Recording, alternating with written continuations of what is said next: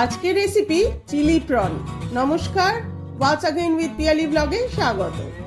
Chilli prawn একবার যদি আপনি টেস্ট করেন, সত্যি বলছি বারবার আপনার খেতে ইচ্ছে করবেই।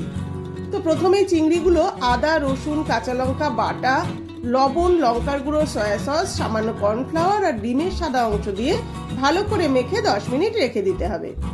এবার কড়াইতে তেল দিয়ে চিংড়িগুলো ভেজে ভেজে তুলে রাখতে হবে।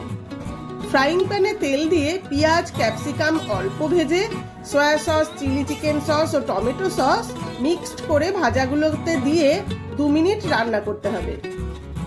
এবারে 1 চামচ কর্নফ্লাওয়ার গুলে ওই মিশ্রণটিতে ঢেলে দিয়ে চিংড়িগুলো দিয়ে দিতে হবে। একটু নেড়েচেড়ে নামিয়ে নিলেই রেডি আপনার চিলি প্রন।